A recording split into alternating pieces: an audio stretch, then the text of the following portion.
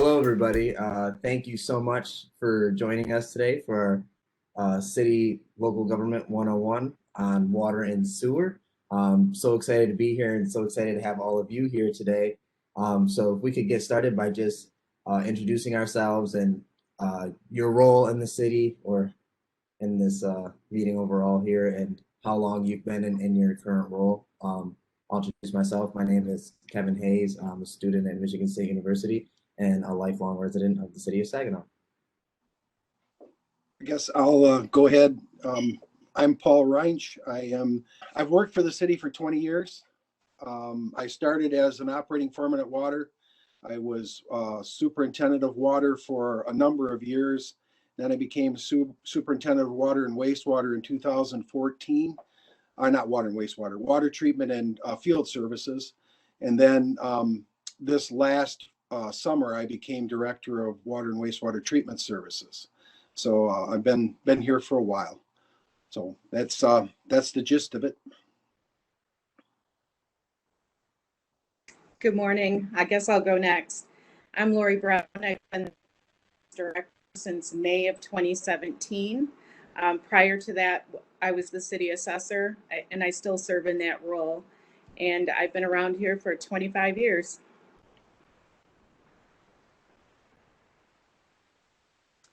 My name's Annie Bench. I'm one of the city council members, and I was elected in 2011. My name is Cecilia Olvera. I am a community resource navigator and financial coach, and I was born and raised in Saginaw, Michigan. All right, thank you, everybody. So now if we want to get started with our first round of questions, Cece, if you'd like to take that away, that would be great. Yeah, so my first couple of questions today are for Lori, as they are regarding billing. So the first question we have today is, what if you're having trouble paying your water bill? I think the most important thing you can do is contact and communicate that to us. And then we can also refer you to any funds that are available, like 211. So we're just asking customers to call us. We can set up a payment plan, work with them, note the account, and if we're aware of any funds that are available to assist them, we can refer them to those funds. And you touched on this a little bit, but do you know of anything off the top of your head that is COVID specific? 211 does have specific dollars. Our block grant program actually received some funding for homeless prevention. So that money's been turned over to United Way's 211 program. So customers can call there, and they can call there for any need, but if it's utility assistance that they're in need of, that's a resource for them there. Okay. And can a person avoid water shutoff if they cannot pay their entire bill? So right now we're not doing any shutoffs, and we haven't actually since March of 2020. There was the governor's order, and then after that there was legislation that prevents us from doing any water to residential property occupied. So right now everyone's safe. There's no shutoffs, but that does end at right now. It's slated to end at the end of March. So people need to be thinking ahead about payment arrangements, assistance. We have a lot of people who've really dug a really deep hole with their utility bills. So we can't guarantee after that there won't be shutoffs. At some point, they're going to have to resume. But for now, we're just asking people to do the payment arrangements, pay as much as you can, and contact 211 or any other agency that comes forward with funding. And apart from those regular water charges, were any like penalties and fees also accruing during that time? Not up until January. So last year we were not doing any penalties, but we have resumed that in January. Okay. And how does a resident set up water service for their new home or residence? So prior to COVID, they actually had to appear in person at our counter, fill out an application, provide a copy of their driver's license, and also pay a deposit. But during COVID, we developed an online application. So now that's an option for customers. They can fill out the application online, submit their copy of their driver's license or rental agreement or whatever paperwork that is needed specific to them. They can even pay their deposit online, and we'll set up service. We'll do a work order to get service on. Okay. And then this last question I have, it may have a couple parts to it, but can you give us like a billing breakdown, like what specific charges are on the bill? Sure. So everybody pays a readiness to serve, and that's for having water available at your house. Water and sewer, the readiness to serve is around $45 a month. And then there's also the water and sewer charge for the actual consumption or the commodity that's used. The city bills in 1,000 gallons. So water is, I have to look at my notes for this one, $3.79, and sewer is $4.82 per 1,000 gallons used. And then we also now have the service line replacement fee, and that is currently around $6.50 a month. And then just for clarity, so for the actual sewer charges, it's what's used and not anything to do with like proximity or anything like that.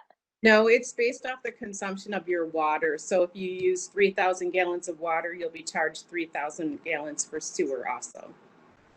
Awesome. Thanks, Lori. That's all that I had for this section. Oh, okay, thank you. Thanks for letting me be a part of this. Yes, thank you, Lori, for that very valuable information. Now, I've got some drinking water questions for you, Paul. And so to get started with that, I'd like to ask, where does our water come from? Does it actually come from the Saginaw River? No, it does not, at least not directly. The Saginaw River does drain into the Saginaw Bay, which we do draw water from. Lake is located north of Au Gres at a point called Whitestone Point. The cities of Midland and Saginaw jointly own a pipeline, and that pipeline serves Saginaw, Midland, and Bay County. Saginaw and Midland are owners. Bay County is a wholesale customer. And then there's a few other customers, small customers along the line, like Au Gres and Standish and so on, as the water comes down. So, but anyway, originally we did have river water as our source up until approximately 1947. We had river water, and what was happening is people wouldn't use it for drinking and cooking. They had corner pumps throughout the city that were used. I think there was about 150 of them, and that was just, it wasn't functional. So thankfully, our forefathers in both city of Midland and Saginaw determined that we needed this pipeline and built it. So we benefit greatly by that. Okay. One other thing, while I'm mentioning this, there are other sources, could be river water, lakes, and our groundwater. So any number of those could be our source, but surface water is actually easier to treat. So just for clarification, we do share the same water as Midland and Bay City, correct?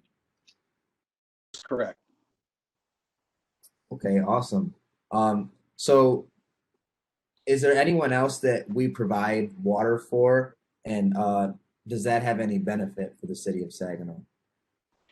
Yes, we provide water for 20 wholesale customer communities, effectively the entire county of Saginaw and portions of Bay and Tuscola County.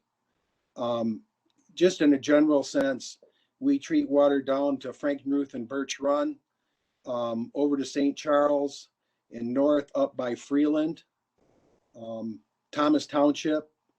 So we have a fairly good sized area that we serve, about 170,000 people. Oh, that's a lot. Could you tell us a little bit about the quality of our water? Well, I will, but I skipped something too. You had asked me to explain how it benefits the community. Yes, please. The reason that this benefits our community to serve other customers is something that we refer to as economies of scale. The more people that are served by a certain service, the more the cost of that service is spread amongst them. So it does benefit us all to have this in place. The other thing that I would say is our rate system is based on cost of service. So the other thing that happens is we have a fairly elaborate transmission system for water to these other communities, but the communities that are served by those particular portions of the system pay for them. We pay for, there are some things that are common to all, such as the water treatment plant. So everyone that benefits by the water treatment plant, the rate is set up so that everyone pays for that. Whereas a service line that might feed water out to Hemlock Semiconductor and Thomas Township, including the pump station associated with it, the communities that are served by that pay for that particular portion of the service. Okay, and then what was your next question again? I got going and forgot what you asked me. Absolutely. Could you just describe to us the quality of our water as of right now? Well, we have a sign that was in 1940s when they put in the pipeline. They had a sign on the top of the plant that said the world's best water. I'm not sure that I can guarantee that, but we have an extremely good water source. Lake Huron, we're actually in the outer Saginaw Bay, which is referred to as outer Saginaw Bay. But the currents from Lake Huron, within a lake like that, there are currents that are almost like rivers that flow through the lake. And when they chose the intake point for our water, they chose the location where it actually kind of is more of a Lake Huron current that the intake is in, as opposed to directly drawing from the bay itself. So the location was very well suited for supplying good, high quality water. The other thing that I'd say is that what happens in the system is something that's somewhat beyond our control, but we monitor the water system through our total coliform rule sampling and other sampling that required by regulatory agencies and so on that help us know the water quality, both as it leaves the plant and out in the water system. So we do the best we can to provide a very high quality water to the customer.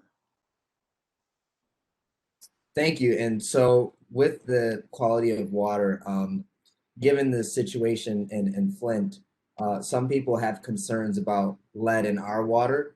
Is that something that they should be concerned about? And if not, why shouldn't they? Well, I would say that, and not just for lead reasons, but everyone should be concerned about the quality of the water, including especially in their home. There are certain things in your home that can affect the quality of your water. And if you don't take proper care of them, you can adversely impact your own water.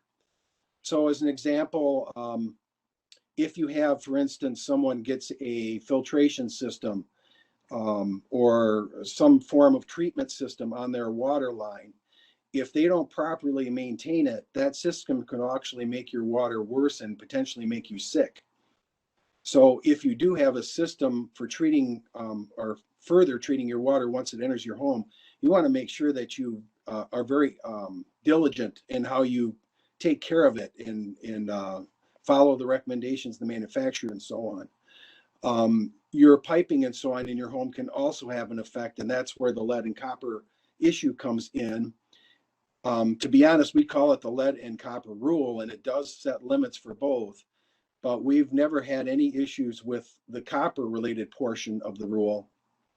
We've always been well below those required limits. But for lead, we do have a number of lead lines within the city that serve customers. And what I would say there is the important thing to do, and this is true whether you have a lead line or not, when you get up in the morning or if you've been away from the home for an extended period of time, you don't want to take the first draw out of your tap. You don't want to just turn it on and fill your cup and drink it. You want to flush that line for a minute or two, depending on how long. What I do is I use my finger as a thermometer and I put it in the flow until it gets good and cold. That's an indicator that you've got water from the water main basically coming into your home.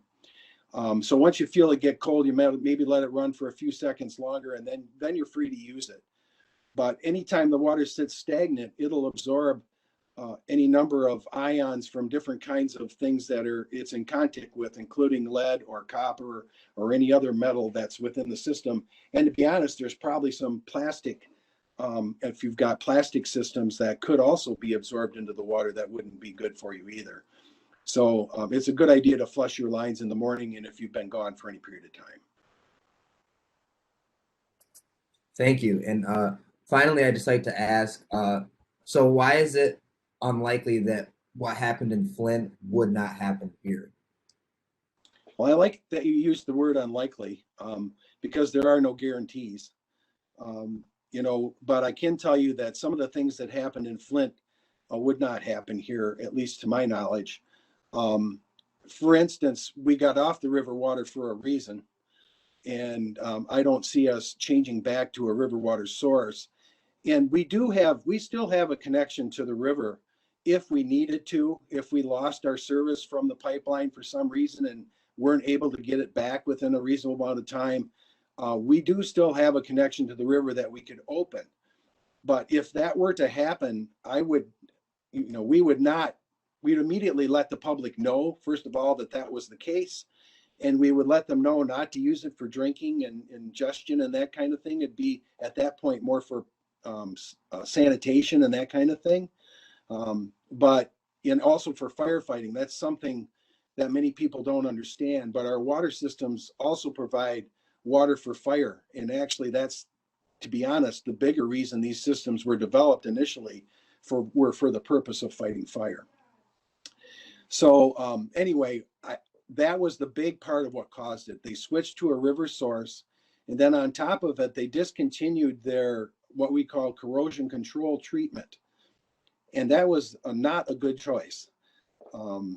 They went to a poorer quality water, and one of the problems with a river source, it can change its content very easily over short periods of time due to runoff, pollution from different industries, events that can happen along the river that will affect your water quality. So it's much harder to treat that kind of a source. So they kind of had a lot of bad things happen at one time. And one of the things that I think is also pertinent and important to remember when it comes to public health and these types of services and systems, it's really important to realize it's not a good idea to base your decisions on cost alone when you're talking about public health. And that's also something that happened there, as I understand it, is that decision to switch to the river was basically because of cost. So hopefully I answered your question there. Yes, thank you very much. That your answers make me feel a lot more comfortable. Thank you. And so now, at this point, I'd like to turn the questioning over to City Council Member Bench and Mayor Moore. Thank you, Kevin, and thank you, Paul. Mayor Moore has joined us. I see her over there on the screen, and I'm very glad she did, because some of these questions, or there's some information I wanted to share too that she'll help me make sure I get it right. But Paul, and I think you probably touched on this a little bit before, but how old is all of our water infrastructure? Well, it is fairly old. We have water mains still in service that were installed in the 1870s. And from 1870 till about 1930 consists about 50% of our lines that are installed in the system. And then from 1930 to about 1960 is another 25%. And then the remaining 25% of our distribution and transmission lines, as we refer to them, are from the 60s on. So we have a fairly old system. There's one thing I would say is we are carefully monitoring our system, but we're also aware that just because of the age doesn't necessarily mean that the infrastructure is bad or needs replacement. So we do a number of things to help us determine where we stand with some of this. One of the things is monitoring the number of breaks in a certain area. So as a water main becomes older and it starts to fail, we will have water main breaks, and you may have seen crews working alongside the road in different times of the day or night to repair water main breaks and our sewer problems. The other thing to mention too is, and I didn't really prepare this question or this answer as much for wastewater, but we also have fairly old wastewater infrastructure. But the thing that's interesting is many of our sewers are brick sewers, and they're quite large, you know, on the order of 60, 70 inches in diameter. And to be honest, some of the brick sewers are in better shape than our newer lines. And the same thing with the older water lines. Some of the cast iron lines are holding up better than some of our newer ductile iron, for instance, that we have. So then the last thing I'd mention is in terms of the plants, the water treatment plant was built between 1926 and 1929 and went into service in 1929. It's been in service ever since. So the water plant's nearing 100 years old. The wastewater plant was built in the 50s. So it's not nearly as old as that. But the one thing that I would mention as well is, you know, the community takes great pride in the drinking water plant. Because of the way it looks, and it actually was built like a fortress. So one of the things that I worry about is not so much the plant itself, but some of the piping in the plant. We do have riveted steel lines in portions of the plant because at the time that was built, they didn't have the technology to build the fittings that we have now, for instance, at a 45-degree angle or 30-degree angle or some odd angle. So they used riveted steel where they needed to transition different directions. And we've had to replace some of that. So it's kind of an ongoing challenge to keep up with the infrastructure needs. So it's a very valid question that you ask. So it's something that we have a challenge as a community to stay ahead of. Do you have any other questions or additional information you'd like relative to that? Not on that one, but the next question, and you again touched on it a little bit. You had mentioned that our services are fee-based. And the next question would be how is maintenance funded? Because like you said, fee-based, but we also have done some bonding for different projects and things like that. And if you could just elaborate a little bit on that, I appreciate it. Well, one thing that I'll mention is that I don't think some of the community understands is there are basically two kinds of funding within a community. There's more than that actually, but two main ones. There's enterprise funds, which are what water and sewer is an example of. And then there are general funds, which are more tax-based kinds of revenue that the city receives. So being enterprise funds, what we do is, I mentioned that our rates are based on the cost of service. So when we do a rate study, the customer or the rate consultant helps us determine what the customer needs to pay based on a few things. One, what is it currently costing us on average? They call it a test year, but they'll do an average of our cost to serve over a period of time, and then they develop a test year that the rate's based on. And the intention of that rate is to pay for what it costs to operate and maintain the system on a daily basis. And then in addition, there's usually a little bit of extra added to it, a certain percentage of extra cost that we refer to as surplus. It's not how would I say it? It's not profit. It's actually extra money that we obtain to help us do capital projects. So when I say a capital project, we're talking about things that are essentially $15,000 to $20,000 and up, that have to do things like replacing pumps or treatment equipment or putting in new infrastructure, things like that. And what we tend to do is we try to keep our surplus funds, and this is still being studied right now, but what is the appropriate level to have as surplus? Essentially, we need to have about 6 months, definitely at least 6 months worth of operating and maintenance cash on hand at any given time, in addition to what we currently need. So, we're talking probably about $12 million to operate water and sewer. Well, I shouldn't say that. Water, sewer is probably similarly. And I didn't do any research to find this, but it's a few $1,000,000 to operate on an annual basis. So you want to have at least a certain amount of money on hand. And then we try to maintain at least, a $4 to $5 million in any annual budget that allows us to do some of the smaller capital work. Okay. But then when we have some large projects, for instance, something I'm working on right now that our current bond issuance is elevated storage for our community. So to build an elevated storage tank, we're talking probably about $5 million. Okay, so that project alone costs about $5 million. Another example is when we did the Davis Road improvements a couple of years back due to the work that was going to happen on Davis Road, the county was going to do, and the impact to our water lines, that cost about $18 million. So for these large cost projects, we tend to bond for those and try to spread the cost out over time so our customer isn't impacted with it all at once. Similar to like when you buy a home and you take a loan out to buy your home so you can pay for it over the next 15, 20, 30 years, whatever you choose there.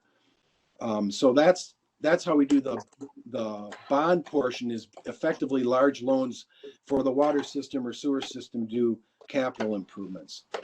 Thank you, Paul. Mayor Moore, do you want to take the next couple questions there? Okay. Hello, everyone. I apologize for my tardiness. I was leaving one meeting, getting on this one, and I forgot my new system. I could have did it from the car, so I apologize. Paul, how are you? Good. Unfunded mandate. Do we have any unfunded mandates going on right now?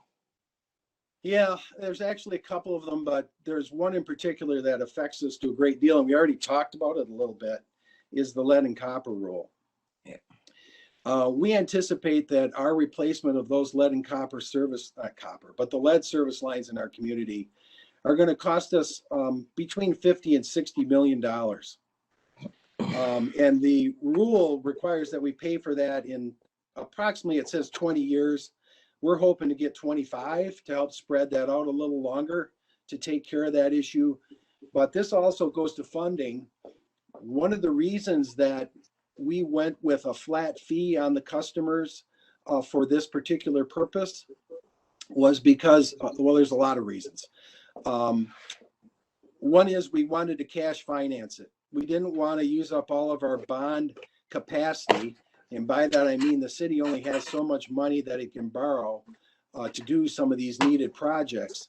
So we didn't want to use up all of our bond availability by doing the lead service line replacements, because there's other work that needs to be done. So we determined by taking this approach, it helped us to pay for it in a way that the customer wouldn't be severely impacted, either due to lack of improvements or due to cost. The other thing that this has done for us is, we've seen from participating in some grant opportunities earlier, that communities are seeing $5,000 to $6,000 per line replacement cost. And we anticipate that's actually going to go up as time goes by, because of not only the materials cost, but also the contractors. As more and more of them are involved doing this work, they're going to want more money to do it because they're already busy. So what we decided this flat fee helped us do is we have hired people and are training people in buying equipment to be able to do this work ourselves. So that it is our intention, and we've found so far, we're talking, instead of $5,000 or $6,000, it's more like $2,000 to $3,000 on average per line. Now, of course, there could be lines that would cost $6,000. There's a lot of factors that can affect what the cost of a service line replacement is. But on average, we feel that we can keep our costs under control better by using our own equipment and training our own people to do it. The other thing that we're doing relative to the lead line replacement is we are seeking grant and or low interest loans to help us where we can and particularly grant monies. I'm in the process right now of trying to obtain some grant monies to help us with this. And the intention would be that we would still continue the flat fees, even if we got the grant money funding. But what it would do for us is either keep the fees at a lower level or potentially help us end the fees earlier. So, and the last thing I'll tell you that we did to try to help our customers and others understand, we created in our budgets, we have what are called departments and divisions.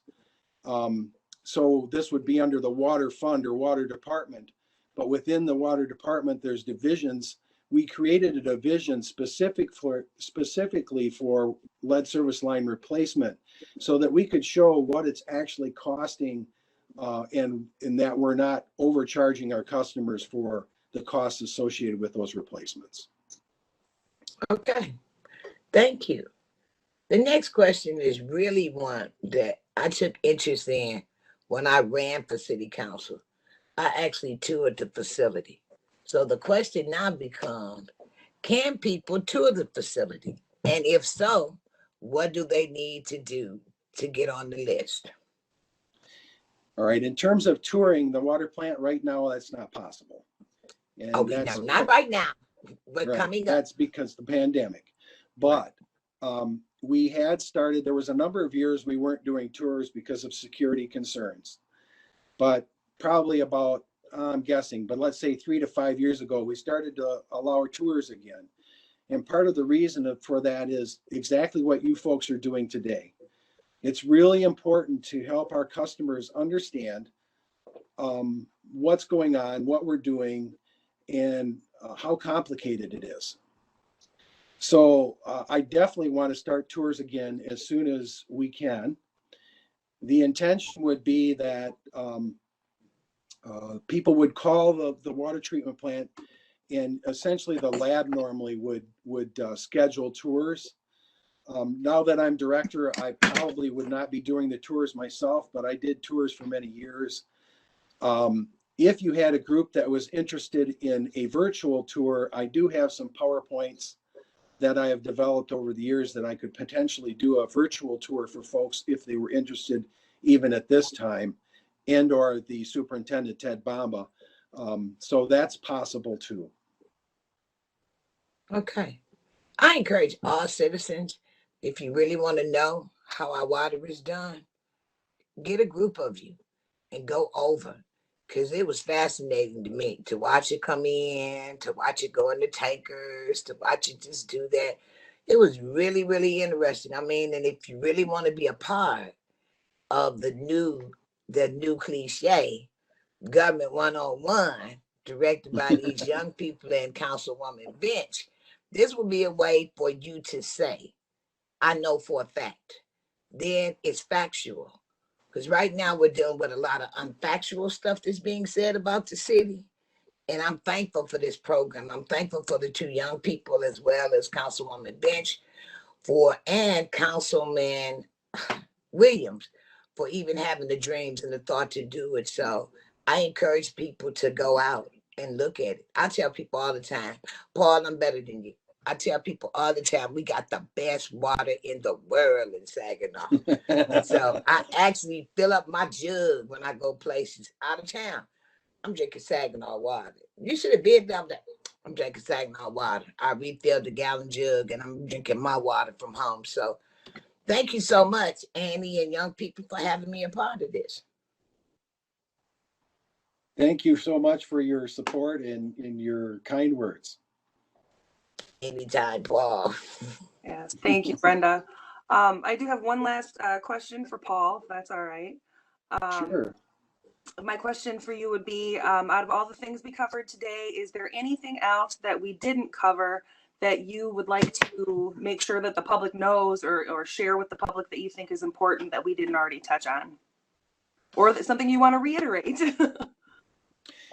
Well, I can be fairly lengthy, so I'll try to keep it somewhat short. But the reality is, I think what Mayor Moore said is very, very true.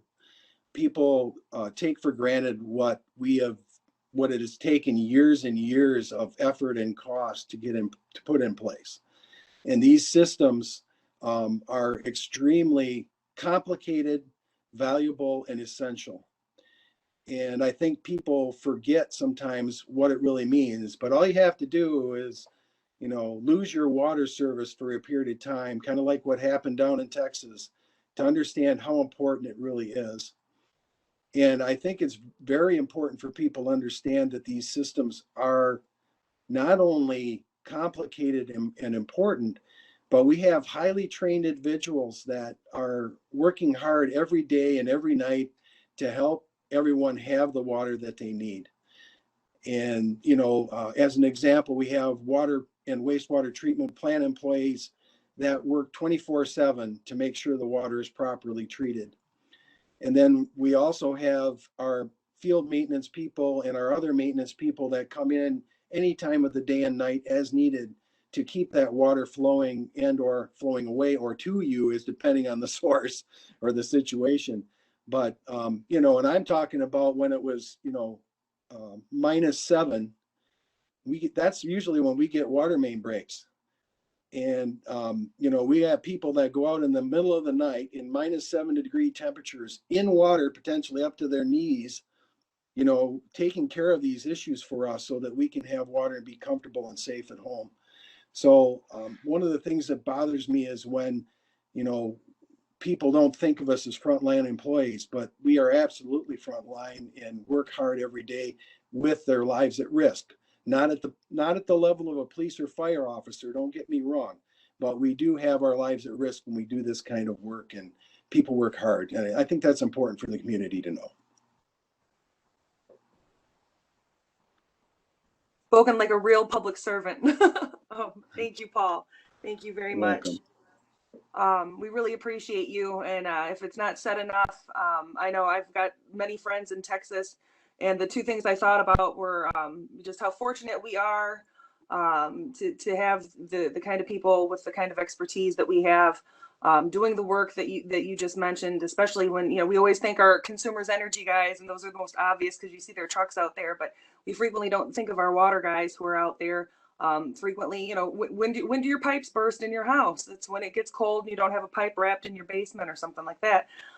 So we definitely don't think about that nearly as often as we should. And you guys definitely are essential frontline workers that we rely on and need, most definitely. So thank you, Paul.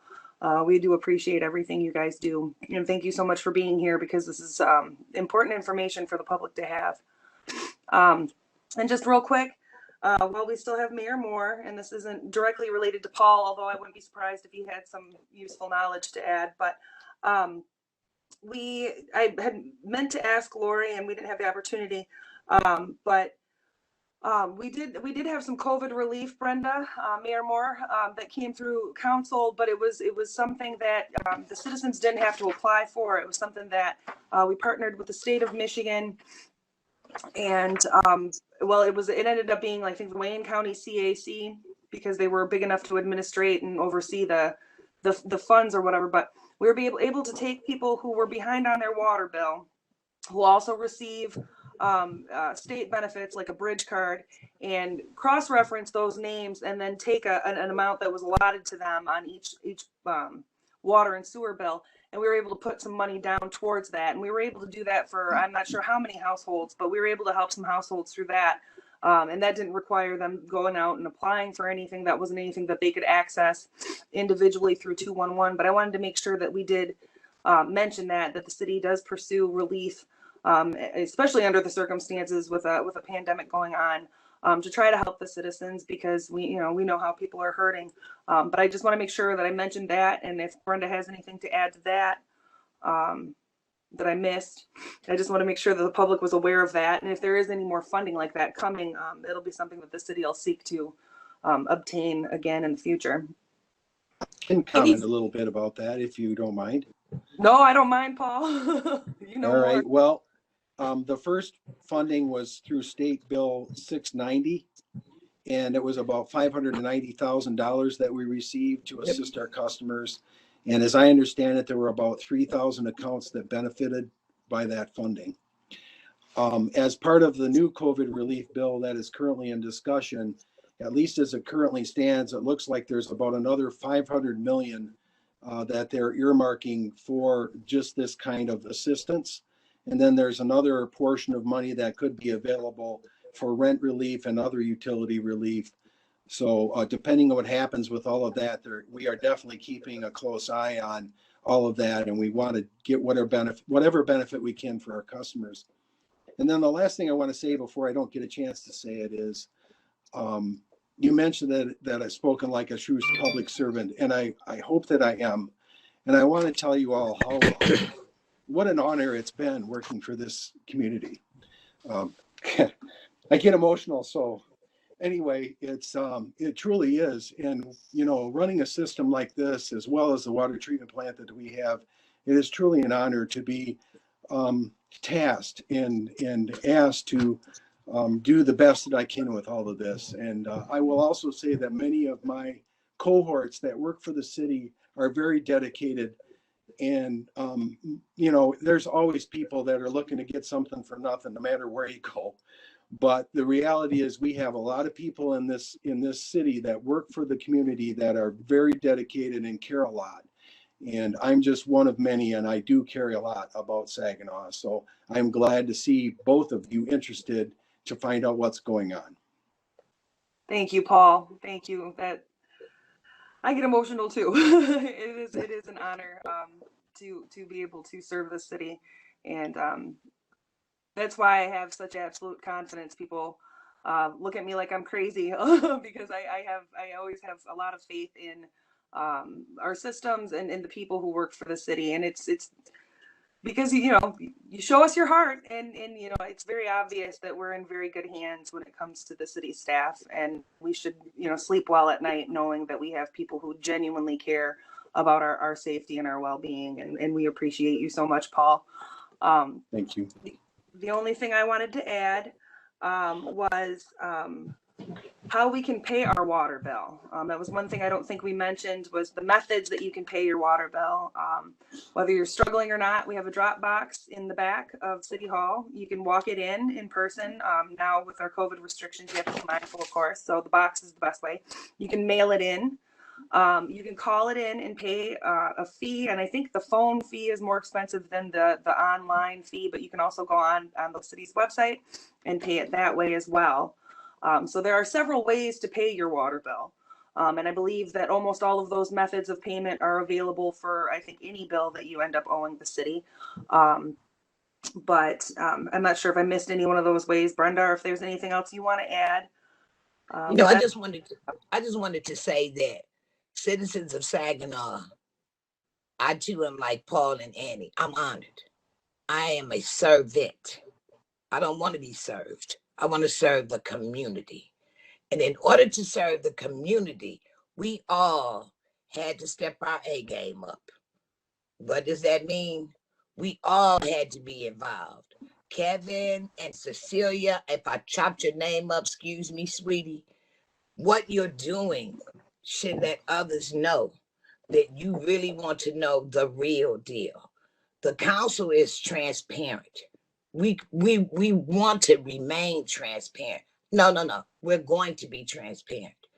And so when you look at what happens in our city, anytime I know, I let everybody know.